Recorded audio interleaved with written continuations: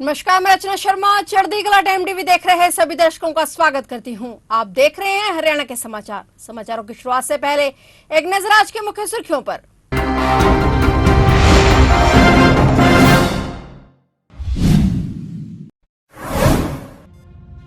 विधानसभा चुनावों को लेकर चुनाव आयोग ने कसी कमर। अधिकारियों के ट्रांसफर पोस्टिंग को लेकर चुनाव आयोग का बड़ा कदम। राज्य सरकारों को लिए दिए निर्देश।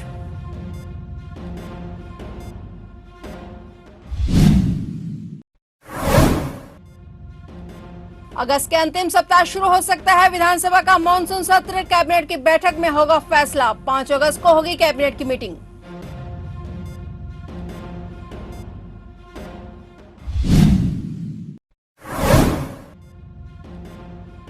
गुरुग्राम में बड़ा हादसा। बारिश के पानी में फैला करंट। 3 लोगों की दर्दनाक मौत।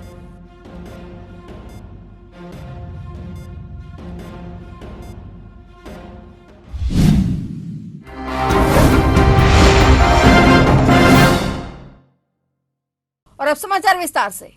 विधानसभा चुनावों को लेकर चुनाव आयोग ने भी कमर कस ली है। इसे लेकर आयोग ने हरियाणा, झारखंड, महाराष्ट्र और जम्मू कश्मीर विधानसभा चुनावों के लिए अधिकारियों के ट्रांसफर और पोस्टिंग के संबंध में निर्देश जारी किए। चुनाव आयोग ने अधिकारियों के ट्रांसफर पोस्टिंग को लेकर बड़ा कदम उठाते हुए राज्य सरकारों के लिए निर्देश जारी किए हैं।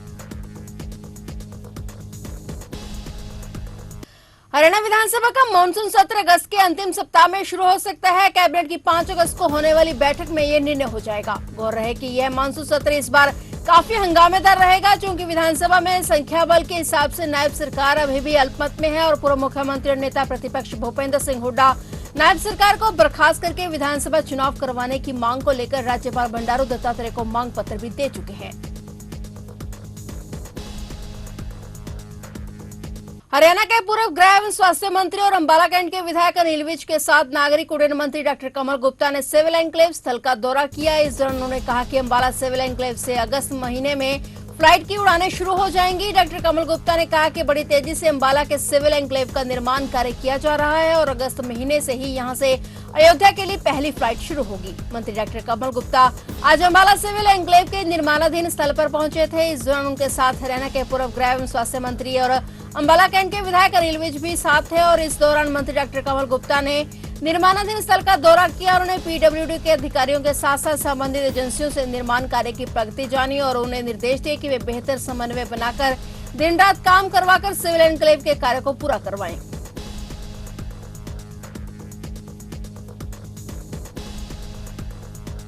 गुरुग्राम में भारी बारिश के दौरान बड़ा हादसा हो गया। बारिश के पानी में करंट फैल गया और इसकी चपेट में आने से 3 लोगों की मौत हो गई। सूचना मिलते ही पुलिस मौके पर पहुंची और शवों को कब्जे में लेकर जांच शुरू कर दी गई है। बताया जा रहा है कि ये तीनों निजी कंपनी में काम करते थे। जानकारी के अनुसार बुधवार को भारी बारिश के दौरान इफ्को चौक मेट्रो स्टेशन के पास एक पेड़ के साथ बिजली का तार टूटकर नीचे सड़क पर गिर गया था और इससे पानी में करंट फैल गया। तीनों लोगों की करंट लगने से मौत हो गई।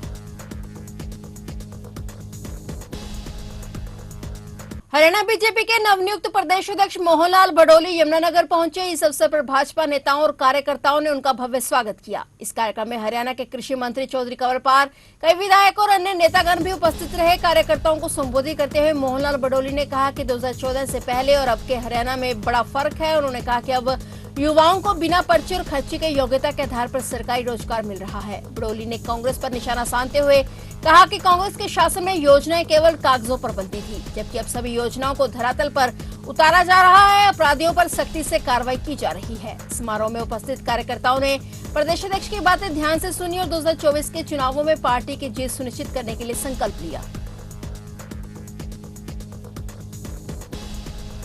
अंबाला पहुंचे सांसद दीपेंद्र हुड्डा ने प्रेस वार्ता पर हरियाणा सरकार पर जमकर निशाना साधा। इस दौरान दीपेंद्र हुड्डा ने घोषणा करते हुए कहा कि कांग्रेस की सरकार आते ही प्रदेश में संत शिरोमणि गुरु रविदास के नाम से विश्वविद्यालय बनाया जाएगा। वहीं कांग्रेस के संगठन को लेकर उन्होंने कहा कि ये बात पुरानी हो गई है। अगर संगठन ना होता तो आज वे हरियाणा विधानसभा चुनाव में 5 सीटें न जीते। वहीं हरियाणा के मुख्यमंत्री ने विधानसभा चुनाव में गोपाल कांडा की पार्टी हलोपा के साथ मिलकर लड़ने का ऐलान किया, जिस पर तंज कसते हुए दीपेंद्र ने कहा कि अब तो पता नहीं है किस किस के साथ मिलकर चुनाव लड़ेंगे। दीपेंद्र ने कहा कि कांग्रेस का गठबंधन जनता के साथ है।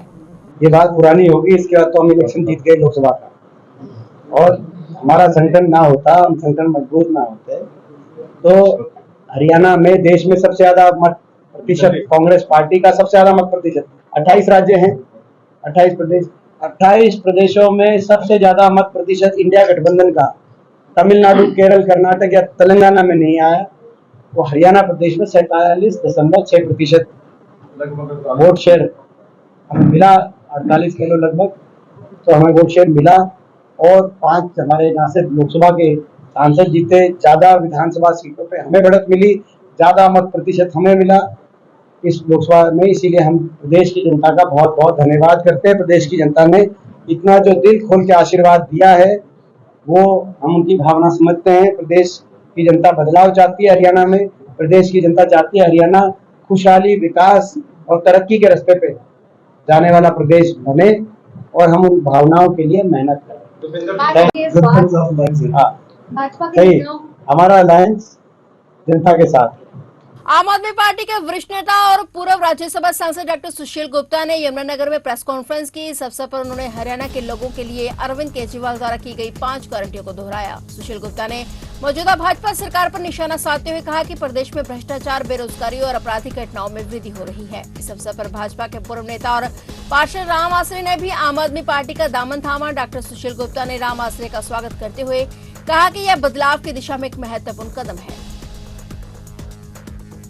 पंचकुला के सेक्टर 5 स्थित धरना स्थल पर आज एक्सटेंशन लेक्चरर वेलफेयर एसोसिएशन ने हजारों की संख्या में प्रदर्शन कर सरकार के खिलाफ नाराजगी जताई। प्रदर्शनकारी एक्सटेंशन लेक्चरर्स का कहना है कि सरकार उनसे काम तो ले रही है, लेकिन उन्हें नियमित रूप से पक्का नहीं किया जा रहा और न ही समान वेतन दिया जा रहा है। प्रदर्शनकारियों का कहना है कि सरकार उनकी मांगों को नजरअंदाज कर रही है, जिससे उनका भविष्य अनिश्चित हो गया है और वे समान वेतन और स्थायी नियुक्ति की मांग करते हैं ताकि उन्हें और उनके परिवारों को आर्थिक सुरक्षा मिल सके। प्रदर्शनकारी लेक्चररों ने चेतावनी दी कि अगर उनकी मांगें पूरी नहीं की गई तो वे आंदोलन को तेज करेंगे। उन्होंने सरकार से तुरंत हस्तक्षेप कर उनकी समस्याओं का समाधान करने की अपील की है।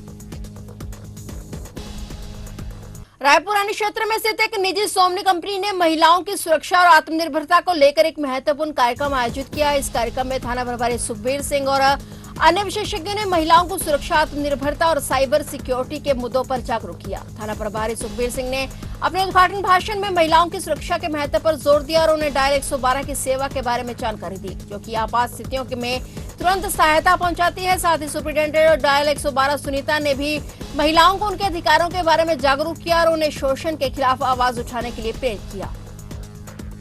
मेरा नाम केशव, मैं डायरेक्टर निर्माण घर, जो कि रायपुर रानी में हमारी कंपनी है, और हमारा जो है महिलाओं को जागरूक करने के लिए उनके ऊपर एक कार्यशाला का आयोजन किया गया, जिससे कि महिलाओं को अपने अधिकारों का पता चले और जो हमारी साइबर क्राइम हो रहा है उसके बारे में उनको जागरूक किया जा सके और उनको उनके अधिकारों के बारे में थोड़ी सी जानकारी दी जा सके, कि जिससे कि वो समाज में कैसे रहें और शिक्षा के ऊपर कैसे शिक्षा को ग्रहण करें और कैसे समाज को आगे लेके जाना है, उसके ऊपर हमारी कार्यशाला का आयोजन। और ऐसे ही हम सामाजिक कार्य करते रहते हैं, जिसमें हम गरीब बच्चों को मुफ्त पढ़ने का कार्य भी करते हैं, कि जिनका हम पैरामीटर रखें कि उनको हम प्रिंसिपल से या किसी लोगों से जानकारी देखें कि क्या इस बच्चे के अंदर क्या ऐसी कैपेसिटी और कहाँ तक ये जा सकता है।